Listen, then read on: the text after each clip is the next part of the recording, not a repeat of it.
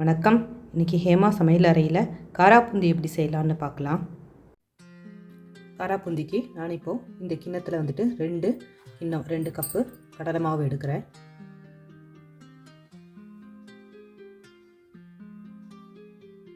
அடுத்தது 2 table spoon அரிசி மாவு.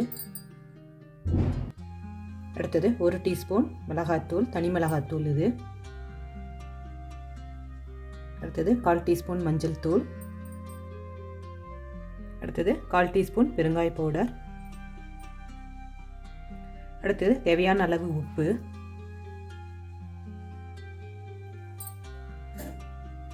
அவ்வளோதான். இப்போது கொஞ்சம் கொஞ்சமாக தண்ணி சேர்த்து இதை வந்துட்டு நம்ம தோசை மாவு பதத்துக்கு கரைச்சிக்கணும். ஃபஸ்ட்டு இதை நல்லா மிக்ஸ் பண்ணிக்கலாம்.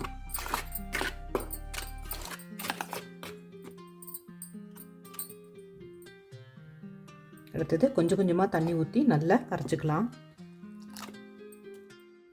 இப்போது நல்லா நான் திக்காக கரைச்சிருக்கேன். நான் இந்த மாதிரி இப்போ இந்த டைமில் ஒரு 1/4 டீஸ்பூன் சோடா உப்பு.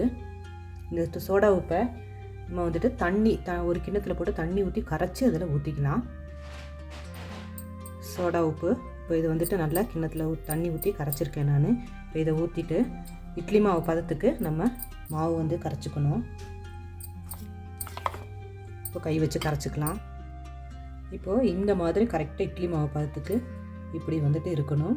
இந்த மாதிரி கரைச்சி வச்சுக்கலாம். தண்ணி அதிகமாக ஊற்றினா பூந்தி காராப்பூந்தி வரவே வராது. சோடா உப்பு எதுக்கு போடுறோன்னா அந்த ஷேப் நல்ல உருண்டு கிடைக்கும், அதுக்காக போடுறோம். இப்போ நம்ம எண்ணெய் காய வச்சு பொரிச்சு எடுத்துடலாம். நான் இப்போ இங்கே கடலை எண்ணெய் எடுக்கிறேன். நான்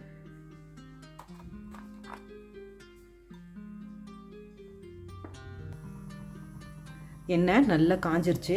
இப்போது நம்ம பூந்தியை போட்டுடலாம். என்கிட்ட இரும்பு பூந்தி தேய்க்கிற கரண்டி இருக்குது. இப்போ இதில்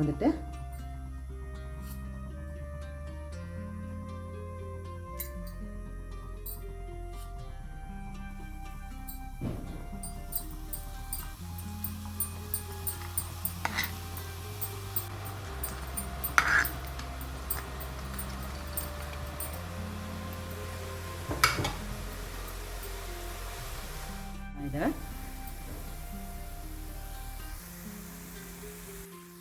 நல்லா அருமையாக வெந்துருச்சு. இதை பாருங்கள். இப்போ நம்ம இதை எடுத்துடலாம்.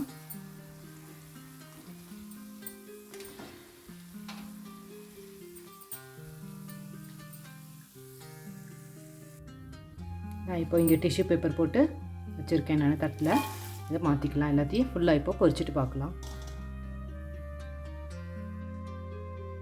ஒரு 10 பல்லு பூண்டு இடித்து வச்சுருக்கேன். தோலோடு இடித்து வச்சுருக்கேன். நல்லா கழுவிட்டு லைட்டாக தண்ணி வளர்ந்த உடனே நல்லா இடிச்சுக்கணும். 1-2 இடிச்சுட்டு அதை போட்டுக்கலாம்.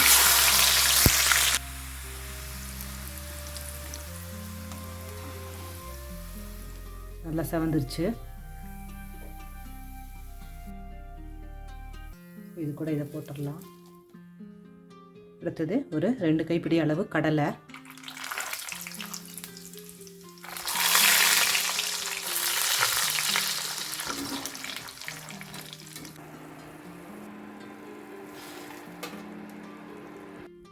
அடுத்தது ஒரு கைப்பிடி அளவு கருவேப்பிலை.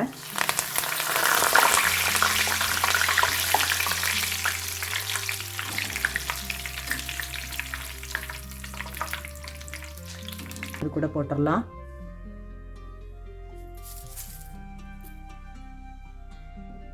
நான் ஒரு கிண்ணத்தில் இப்போ இங்கே 1/2 டீஸ்பூன் மிளகாத்தூள், தனி மிளகாத்தூள், ஒரு 1/4 டீஸ்பூன் உப்பு போடுறேன். நான் காராப்பூந்தியில் உப்பு நான் சரியாக போட்டிருக்கேன். அதனால் இப்போ உப்பு கம்மியாக போடுறேன். உப்பு நம்ம காராப்பூந்தியில் கம்மியாக போட்டிருந்தா இப்போ தேவையான அளவு நம்ம போட்டுக்கலாம். அடுத்தது நான் இங்கே 1/2 டீஸ்பூன் மிளகுத்தூள் போடுறேன். இந்த மிளகுத்தூள் நல்ல ஒரு ஃப்ளேவரும் டேஸ்ட்டையும் கொடுக்கும். இது எல்லாத்தையும் நல்லா கலக்கிக்கலாம்.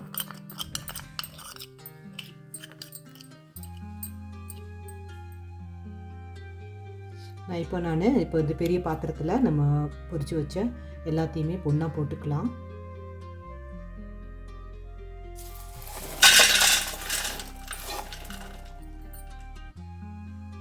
இப்போது நம்ம கலந்து வச்சு இந்த மிளகாத்தூள் இதை வந்துட்டு சூடாக இருக்கும்போதே போட்டு மிக்ஸ் பண்ணிக்கலாம்.